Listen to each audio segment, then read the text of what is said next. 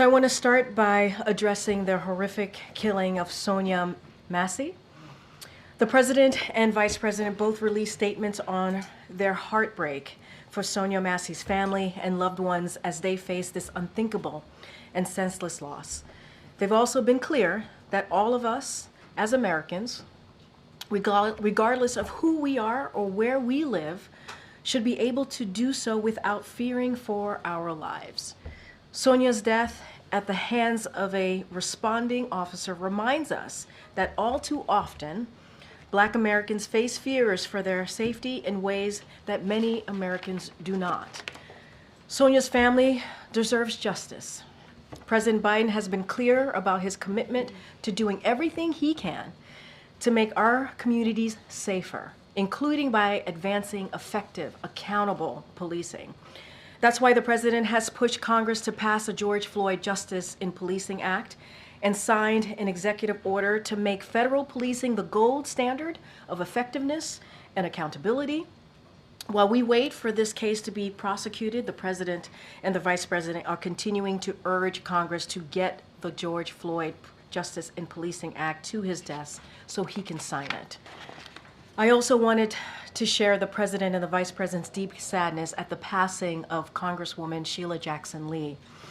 No matter the issue, from delivering racial justice to building an economy for working people, she was unrelenting in her leadership. Leadership she demonstrated in her work to reauthorize the Violence Against Women Act, make Juneteenth a federal holiday, and reintroducing the George Floyd Justice in Policing Act. As the president said in his statement on Saturday, she spoke truth to power and represented the power of the people of her district in Houston with dignity and grace. Both the president and the vice president shared the honor of working with her during their times in Congress. We at the White House join the president and the vice president and their families in sending our love and condolences to the Congresswoman's family, her constituents, and beloved colleagues of the Congressional Black Caucus.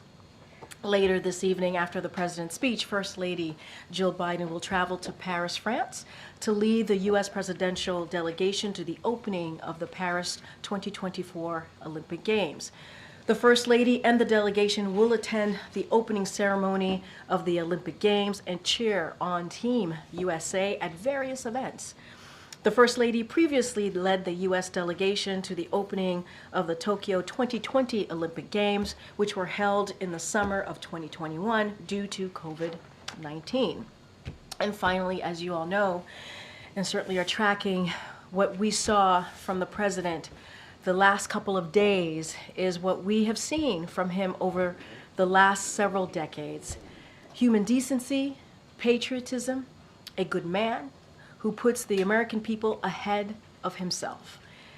As the president said in his letter this past Sunday, it has been the greatest honor of my life to serve as your president. And while it has been my intention to seek re-election, I believe it is in the best interest of my party and the country for me to stand down and to focus solely on fulfilling my duties as president for the remainder of my term.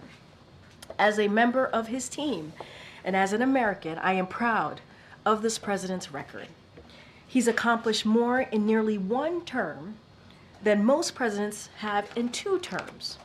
The president remains focused on fighting for the American people and building on the historic progress his administration has made.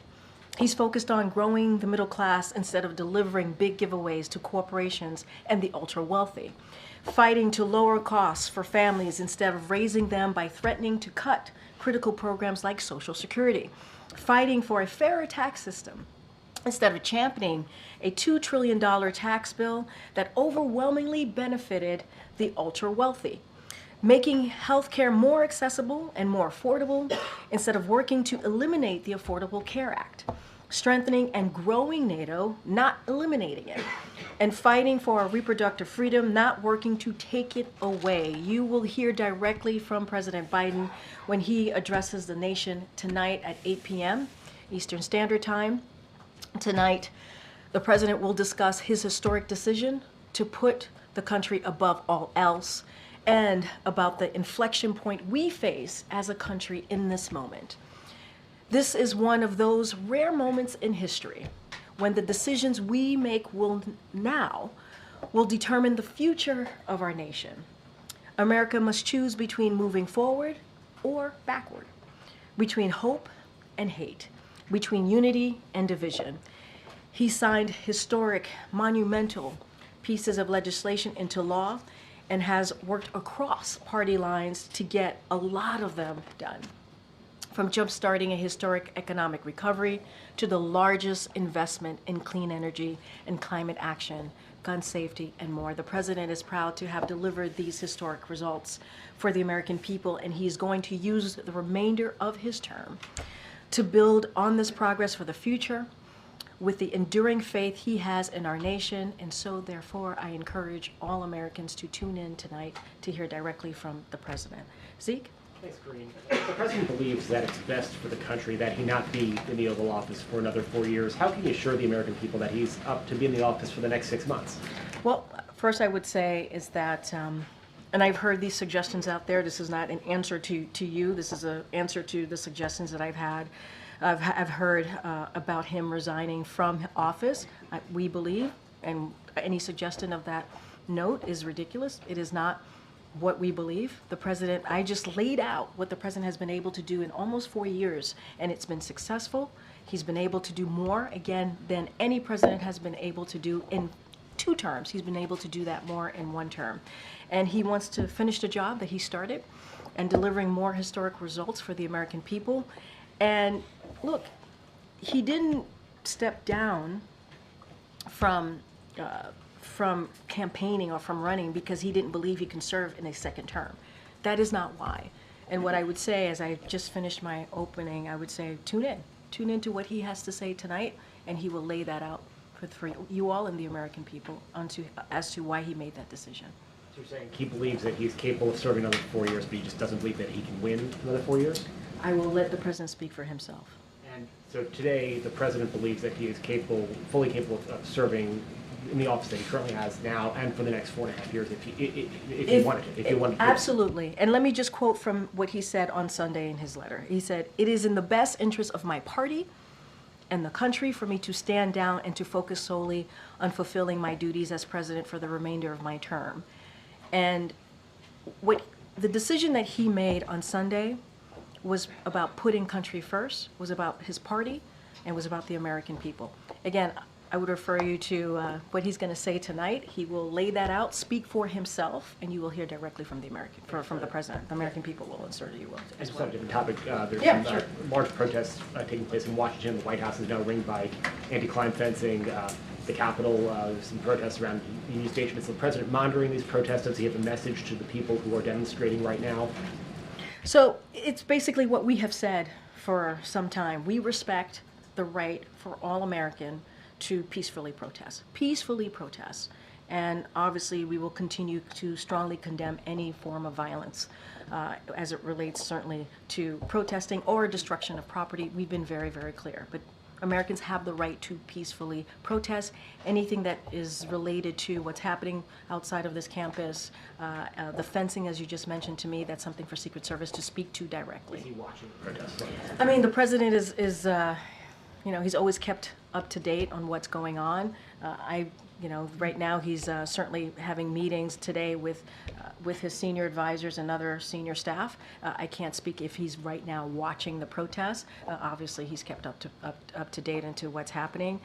But what I can say right now, we respect everyone's right to peacefully protest. We understand that this is a painful moment for many, many communities, but obviously, we're going to continue to strongly condemn any form of violence or any destruction of property. That is something we've been consistent on. Go ahead, Nancy. Thanks, Green. You read the president's statement where he said that it's in the country's best interest for him to step aside.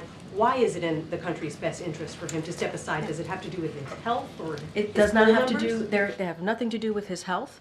Again, the president's going to speak to this directly to the American people tonight in prime time. I know many of you all will be watching it. There are specials going on tonight. He will I promise you, he will speak to this directly to all of you tonight. But in his letter, he talked about the country, he talked about the party, he talked about the moment that we're in right now. It is not about his health. I can say no, that's not the reason, but hear him out tonight. And the president denied for weeks, and you denied for weeks, that he was even thinking of stepping aside. What changed from all those days that he had that message to Sunday? So look, he's going to address this as well this evening. Let him speak for himself. But here's what I will say.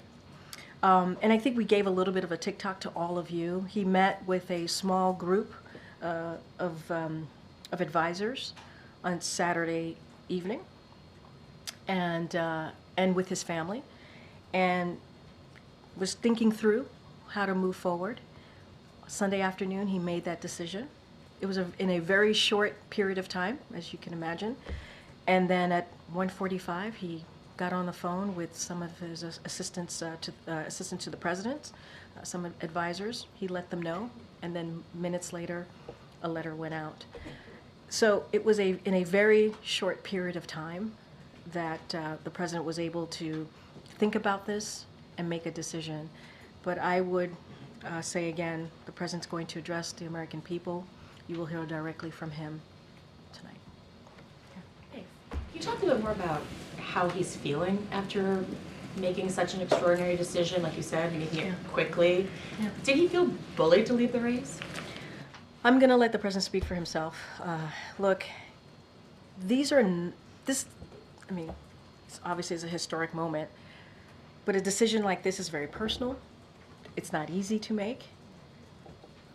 And I think there are very rare politicians who could look at the situation and make a decision, right?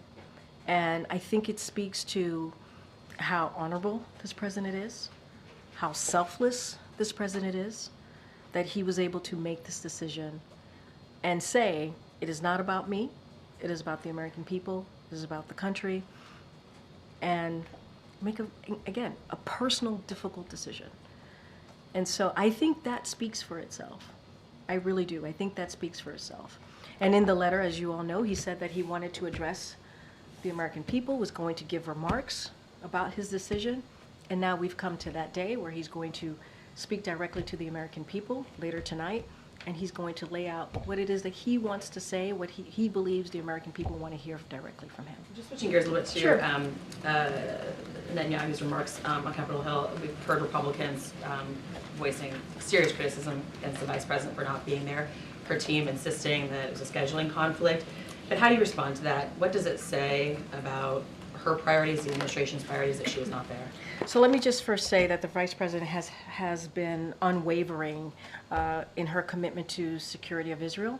As you know, she's been a partner with this president for the past 4 years, not just domestic issues, but obviously also foreign policy issues. She's going to meet with the Prime Minister, Bibi Netanyahu, when he's here. And so, again, has been a critical partner in ensuring that Israel can defend itself. And to secure hostage deal, as you know, the president, we've been talking about that for some time, making sure that we have this hostage deal. She's been a partner in that. And that's what I can certainly say, that she continues to be supportive to Israel, making sure that Israel's security is ironclad, as we have been, as the partner, as the president has been. And she's going to meet with the prime minister. Given the historic nature of Kamala Harris being the top of the ticket, does the president have any regrets about the way that he handed this enormous responsibility off in such a, unusual, shortened, kind of truncated fashion, not having her have a normal ascendancy to that top position? Oh, I mean, the president has no regrets. Let's not forget, the vice president obviously has been vice president for more than 4 years. I do not see anyone who is more qualified to step in this moment, right? She was a senator, she was an attorney general, she's been a partner to this president, a critical partner, as I've said. I've listed out what we've been able to accomplish in the last 3.5, almost 4 years, an unprecedented record. She was a partner in that to the president.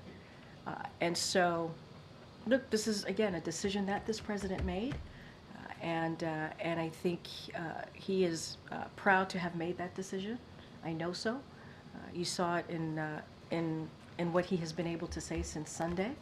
He's going to be on camera later today, obviously, to address the American people from the Oval Office because of this moment and how big this moment is. He wants to do that. He wants to make sure that Americans hear directly from him again after putting out the letter on Sunday. And if you could distill just into a few kind of bite-sized pieces, what specific policies, actions does the president want to get done in these last few months? So he certainly wants to build on what we've been able to do. You heard me say this has been certainly what he's been able to accomplish in the four years in this first term is more than we have seen in presidents who have done 8, many presidents who have done 8. And he is going to be known as a consequential president of his time. And so he's going to continue to build on those successes. I mean, let's not forget, if it wasn't for the American Rescue Plan, we wouldn't be able to get out of the pandemic. We wouldn't be able to open up schools. We wouldn't be able to open up businesses wouldn't be able to open up again. There's the Inflation Reduction Act, which was also an incredibly important piece of legislation. If you think about climate change and dealing with that, if you think about being able to beat Big Pharma, you think about the infrastructure legislation, which was done in a bipartisan way. This president was able to get that done. CHIPS and Science Act, again, a bipartisan way. This president was able to reach across the aisle and get that done.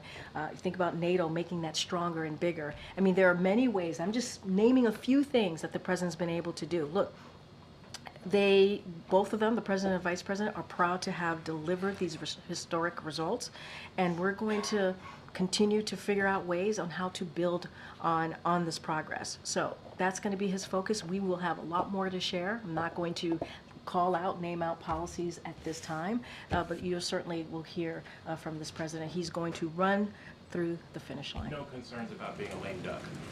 We don't see ourselves as a lame duck president at all. In this period of time, this is a president that has been incredibly successful, and he's going to do everything that he can to continue to fight for the American people. I would say stay tuned. Watch. Thank you, Kareem. I have 2 questions, one on the vice president and then one on the president's decision. First, it's clear that President Biden and Vice President Harris have met regularly, including their standing lunches from the outset of the administration. But I'm wondering now, since he made his decision, if there are any plans to increase the cadence of those interactions, or if he plans to include her in more of his policy-making processes. How will that relationship and that involvement change? So what I can say is the president and the vice president speak regularly. They see each other regularly. You named some ways of how they've been able to do that, to stay in touch and see each other in person. Look, the president is committed to being president and leading this country forward in the way that he believes that Americans want to see this country moving forward. And the vice president's going to continue to be a critical partner. Nothing's going to change in that. But they're going to continue to engage, interact, and have important conversations as it relates to policies and moving forward. That's not going to stop. And I'll leave it there. And on the timing of his decision, it's now been widely reported that when Senator Chuck Schumer went to visit with the president in Rehoboth a week ago Saturday, that President Biden said, I need another week. What did he need another week for? So here, I'll say this. They had a very good conversation, the president and Senator Schumer.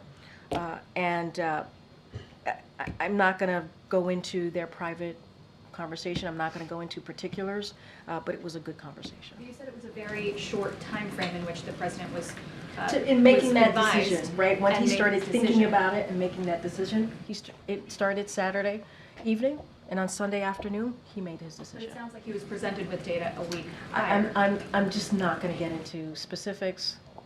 It started Saturday evening. The next afternoon, which was Sunday afternoon, he made that decision. A small group of advisors, including family, was with him on Saturday night, and then Sunday afternoon he made the decision.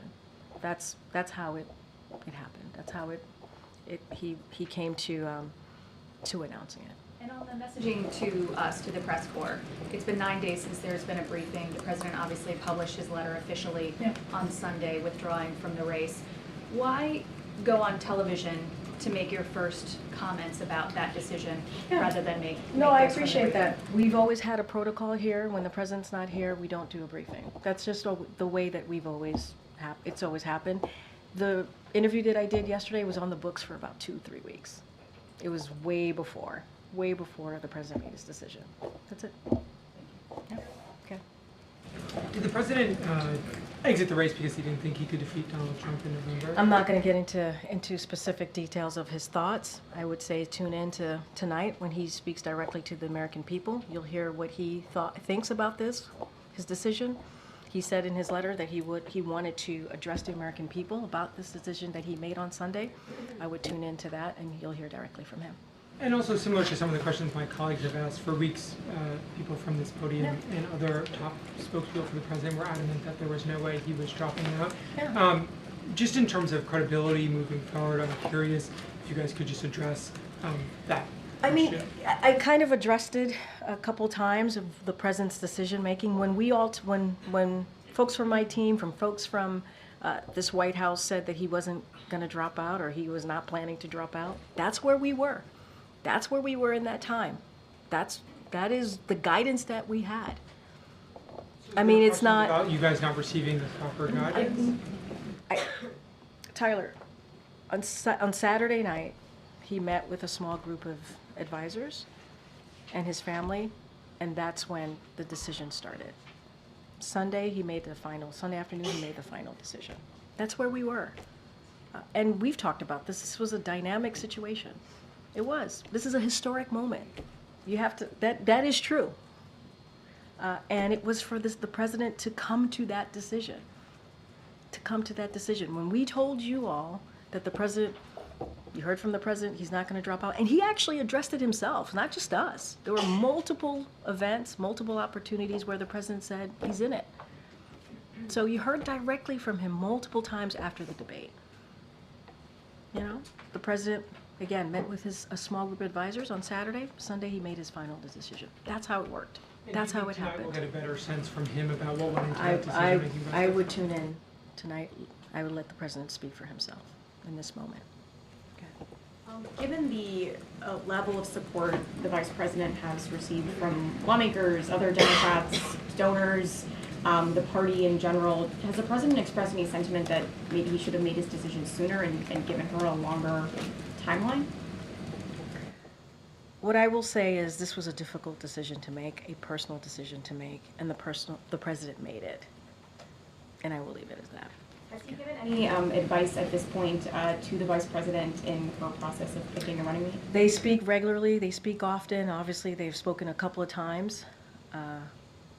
And I'm not going to get into their private discussions. Okay.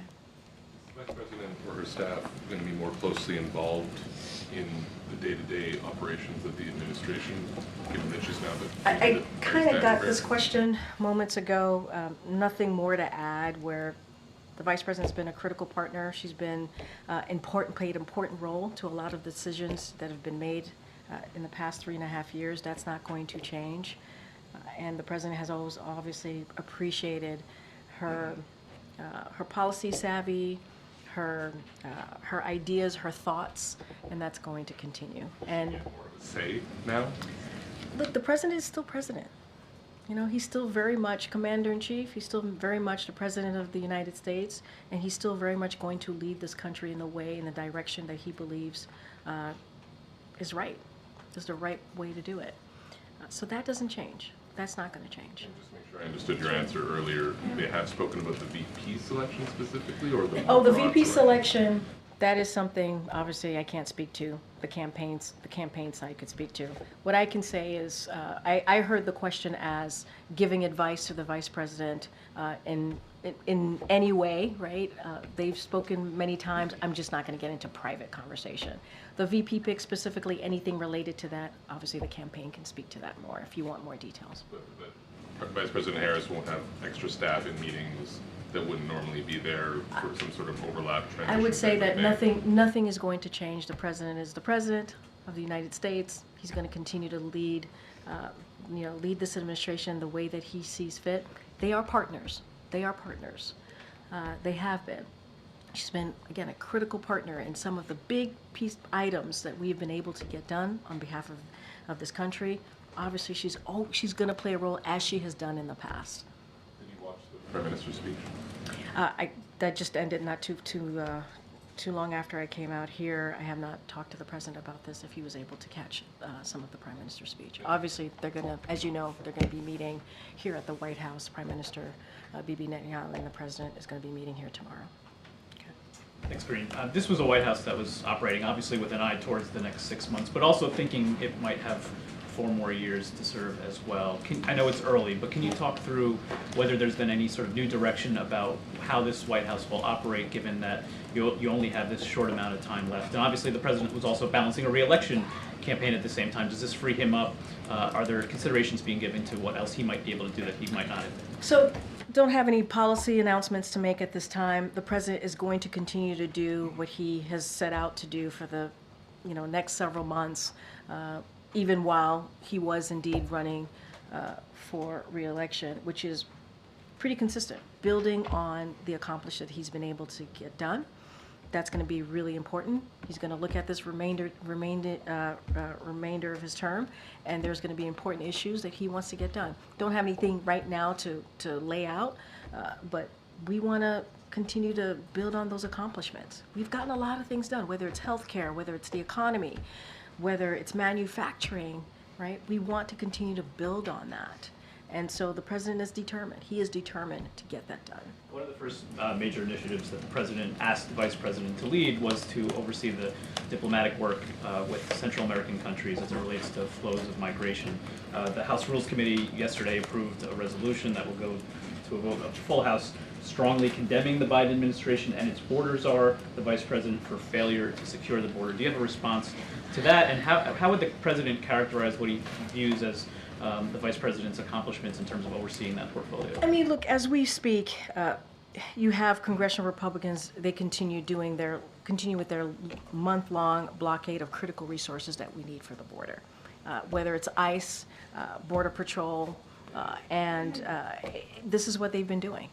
This is what they've been doing. Let's not forget the bipartisan, a really tough, important bipartisan piece of legislation or a deal that came out of the Senate that we were able to get done, and they got in their own way. They got in their own way because they listened to the former president, because they thought it would help Joe Biden. So they continue to block critical resources. That's what they have done for the past 3.5 years. The president is looking for ways to fund security funding to get to the border, right? And he's done that in a record way. And so we're going to continue to fight to make sure that the Border Patrol agents get what they need and get more personnel, thousands of new personnel at the border. That's what we're going to do. The president announced new decisive executive orders to secure the border. Unlawful crossings have dropped by more than 50%. And that's the president acting without Congress by 50%. They are now lowered at this point than they were in 2019 and lower than when the former president left office. And the president's doing that on his own. On his own. They get in the way, he finds other ways to make things happen. That's been the story of this administration. One more question. Obviously, the Secret Service director resigned yesterday. I'm also curious if there is any consideration to increasing the security around the vice president now, and whether the resources of the Secret Service are affected by that in that decision as well. Yeah, that's something for the Secret Service to speak to. That's something for the Vice President's campaign to speak to. I don't have anything to add on that as it relates to protection. Okay.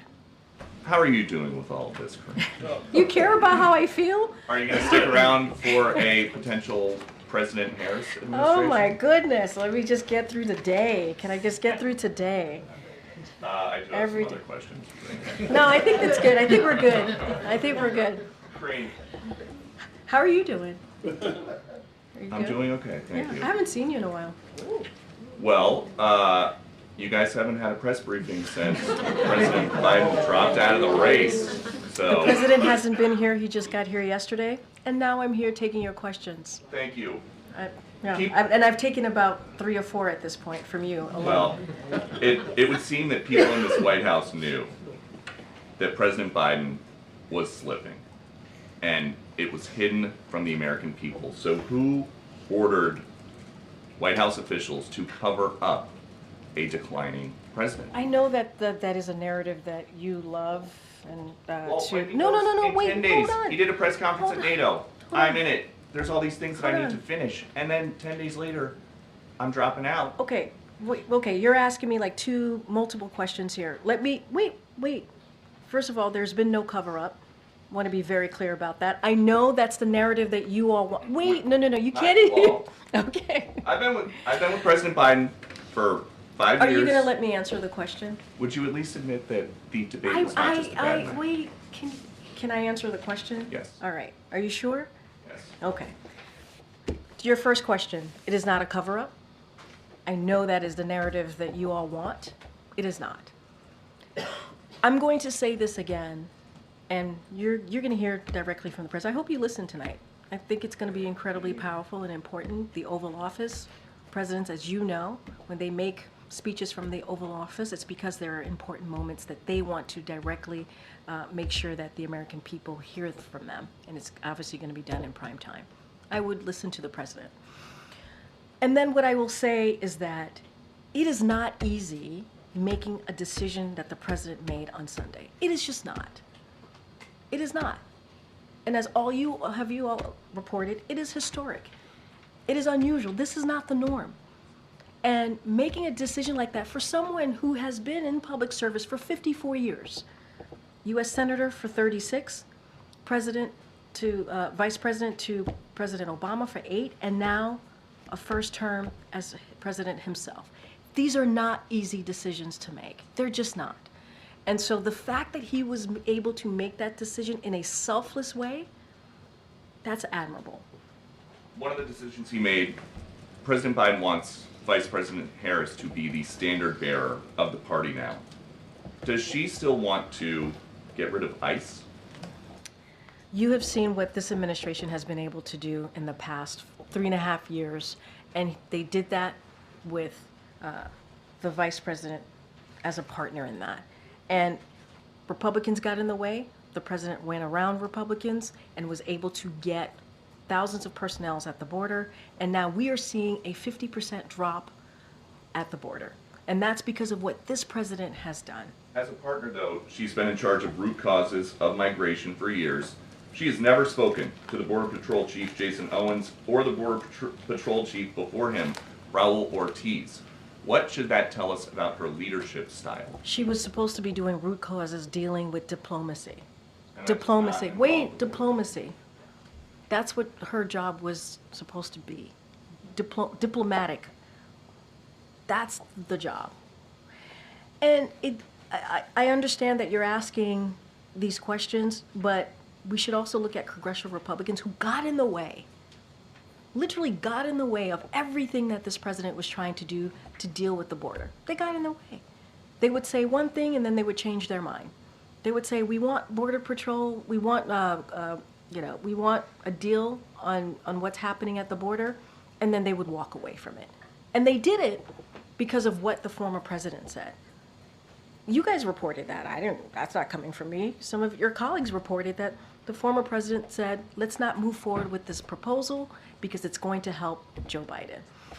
I mean, that's also the reality. You got to talk about both sides here. Good.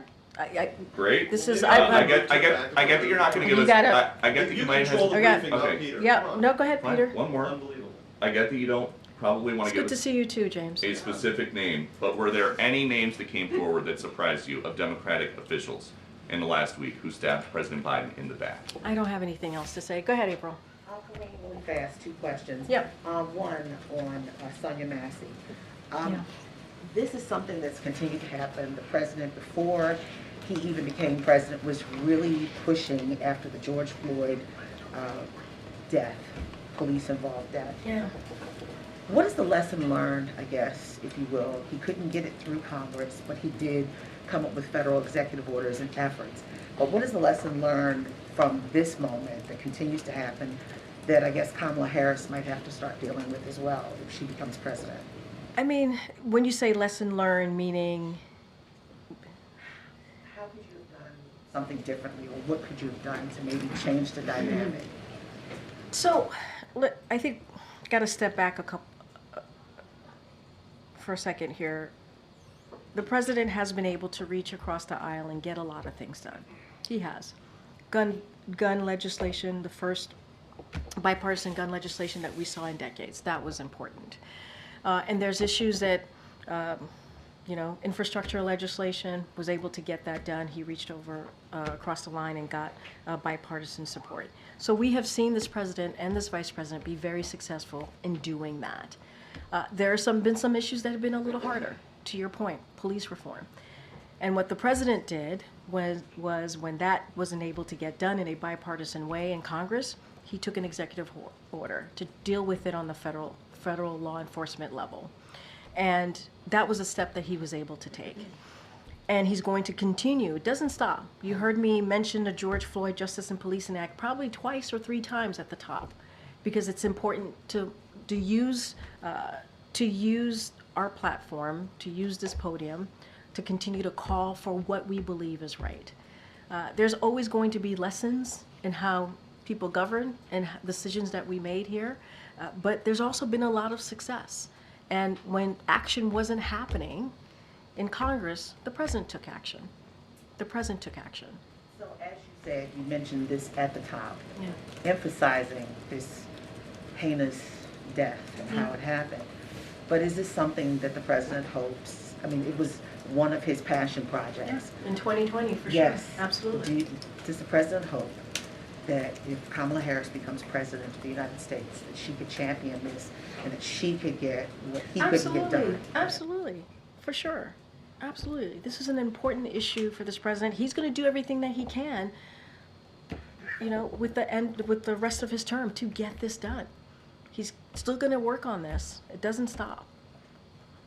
Go ahead, Michael. That's great. A few days before the president announced his withdrawal from the race, he said that he was going to be rolling out proposals for Supreme Court reform. Is he still committed to that?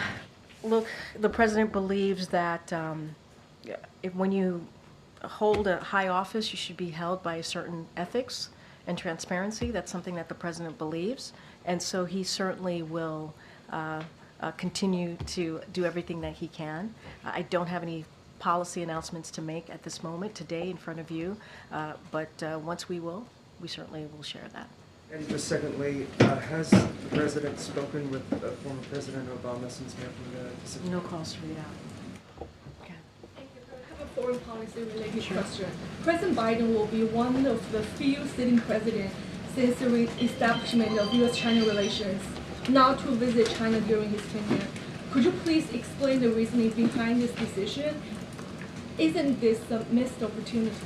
So, you heard from the National Security Advisor himself many times when we've talked about our relationship with China. It's been very deliberate in our strategy and our approach to our relationship with China, very deliberate. And as you've heard us say many, many times, again, I mentioned the National Security Advisor, Jake Sullivan, we're pursuing competition without conflict. That has been our goal from day one of this administration. The president, as you know, met in a bilateral fashion with President Xi just last November, as you know, in California, with that goal in mind. Again, we want competition without conflict. So we have also had a number of cabinet secretaries. We've spoken to that. Whether it is Secretary Blinken or the Treasury Secretary, they've had travels to China over the past several years and many more. And so, look, we're going to continue to have these high-level officials travel there to China to continue to have those conversations. But we have been incredibly deliberate with our strategy. Again, competition without conflict, that's how we're moving forward. There are still a few months left. Yeah. Will there still be opportunity? Say that last part, would there still be? A chance he may go abroad? I don't have anything to share about foreign travel, but we have been very deliberate with our strategy. We believe it's worked, and we're going to continue to move forward in that fashion. Go ahead, Danny. Thanks, Green. The President said that he wants to push for a Gaza ceasefire in his last 6 months in office, but Prime Minister Netanyahu just gave a pretty uncompromising speech to Congress, and that just a day before he comes here to the White House. Does the President really believe that Netanyahu sounds like a man who's likely to go for a peace deal? So let me just say a couple of things. I do want to give our reaction to the Prime Minister's speech. So we appreciate Prime Minister Netanyahu for thanking President Biden for his unwavering support for Israel and his efforts to secure the release of the hostages. President Biden looks forward to meeting the Prime Minister here tomorrow to discuss developments in Gaza, including negotiations on a ceasefire deal and the humanitarian situation on the ground. And my colleagues in the 4 o'clock hour is going to, at the NSC, is going to hold a press call where they're going to address additional questions regarding the Prime Minister's address and also his visit. So I would certainly tune in. You'll hear more from them directly. Look, they're going to meet tomorrow. The President has always been clear on how he sees the future, a two-state solution. He's always supported that. That's something that he's going to continue to speak to. They're going to have a conversation tomorrow. The President looks forward to that. The Vice President's also going to have a meeting with the Prime Minister tomorrow. And so I'll leave it there. But the National Security Council is going to be doing a press call, so I would certainly refer you to any further questions that you may have on the visit. I've got no sense of whether he does have any confidence that this is really an achievable goal in his last 6 months. I believe that the President is optimistic. This is a president that believes that anything could happen if you stay focused, if you work hard towards it. So he's going to be optimistic. The work continues. And that's not going to stop him for sure. Yeah, Jerry. Given that you've had a lot of questions about the president's agenda here over the next 6 months, I'm curious, does the president believe that some of what he'd like to get through Congress between now and the end of the year is made easier if he's not a candidate? I don't quite understand the question because he's not on the. Does he think that it'll be easier, harder, the same to kind of get some of these things that he's been struggling to get through Congress through now? Well, first of all, this has been, the fact that the president has gotten this much done, right? The historic pieces of legislation. Wait, hold on. You guys got to give me a second to answer, to actually warm up into the answer. So, look, the president has gotten a lot done. Historic amount of legislation passed. Historic pieces of legislation passed, and that wasn't done with an easy political climate, right? It's not. I mean, I think you could agree with me there. And so, look, we're going to have more to share on what the next several months, the final several months of his term is going to look like. We will share that. The president wants to continue to build on those historic initiatives that he was able to get done. This has not been an easy political climate, and some of that work he did it in a bipartisan way. And when he wasn't able to get it done in a bipartisan way, he found policy ways to do that in executive action, and we've been able to be successful, whether it's the border, right? Whether it's trying to get things done on the student loan side. There's been ways that the president has been very focused on making sure we're delivering on the initiatives, on the goals that we set out to do in the beginning of this administration. That doesn't stop. That doesn't stop. Go ahead. I have two questions, domestic and foreign policy. On domestic, was there any reason why the president did not endorse the vice president in the first tweet? It took like a while, maybe 15, 20 minutes. Yeah, I mean, look, the first meeting. The first tweet was he withdrawing from the race, but he did not say clearly that he is endorsing her. From the letter to the later statement. To the tweet. Yeah. There was a half hour. It was 30 Because minutes. there was a 30 minutes? You're questioning a 30-minute window? Because no, I'm not questioning, I'm just asking if there was a reason. I mean, look, he put out a letter to the American people about a decision that he had made. That deserved a standalone letter, I believe, right? A decision, an important historic decision. He wanted to do that and speak directly to the American people. That's why he did the letter. And then obviously 30 minutes later, you got the endorsement. That's not a significant amount, but it's not a significant amount of time. I think if you look at the letter, you see that he was truly trying to lay down the decision, a very weighty decision, and he wanted to say that directly to the American people. Fair enough, you explain it now. I thank you for approving that answer. Second question on foreign policy, just to follow up on Sure. this question. What message does the administration send to the world when we see the White House is barricaded in anticipation of Prime Minister Netanyahu's visit here? Considering that the ICC found a reasonable ground to indict him as a war criminal, and 70% of Israelis want him to step down. So look, I can't speak to Israelis. That's I'm not going to speak to domestic politics. I think we've been very clear on our feelings about ICC and their recommendation, something that we do not agree on. We've been very clear about that. Look, when it comes to what we're seeing outside, as you said, the barricades and such, that's something for Secret Service to speak to. They can speak to why they feel that it's needed. That is not for me to speak to. But it doesn't change the fact that we believe in the right for all Americans to peacefully protest. That is something that we've always been very clear about. It is the right of all Americans to peacefully protest. And we understand that this is an incredibly painful moment for many communities, and we respect that. And also, in that same vein, we're going to strongly condemn any type of violence or destruction of property. That is something that we've been very clear about as well. But peacefully protest, that's something that we support. I can't speak to, there's reasons why the Secret Service is deciding to do that. That is for them to speak to directly. Okay, Raquel. Hi, thank you, Karine, very much.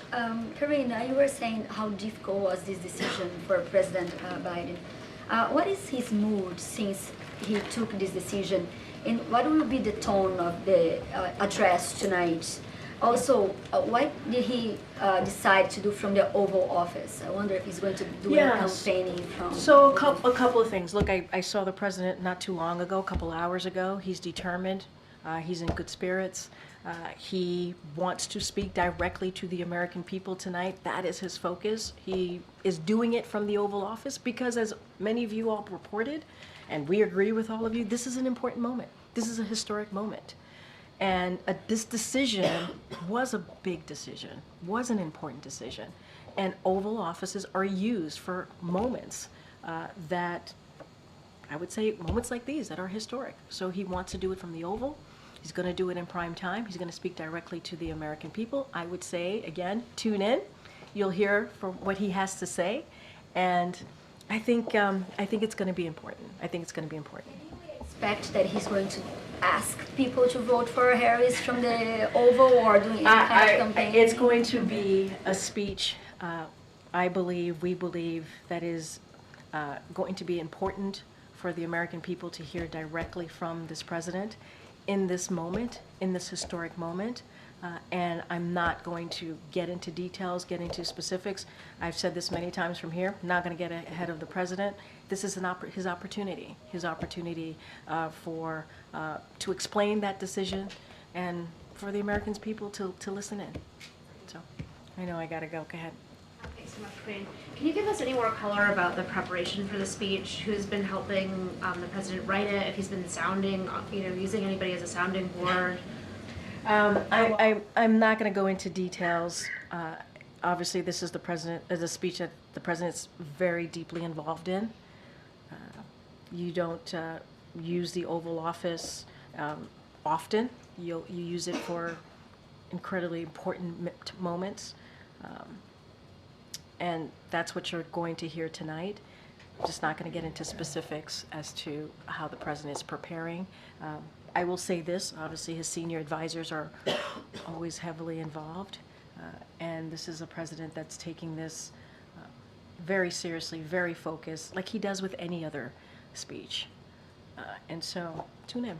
And can you say whether or not you'd be willing to have the president's doctor come to the podium, particularly given that the president does intend to serve out his term, and there have been a number of questions about, his fitness for office. Some of those questions could be settled if perhaps there's if his doctor would come to the podium, or if more medical records could be released. You heard from the president's doctor, I believe, every day that he had COVID. He gave his assessment of what was going on, what was happening.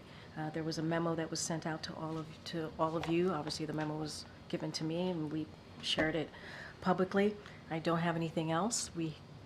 And you've heard me say this many times, there was an extensive medical evaluation that was done, physical that was done in February. You all have that.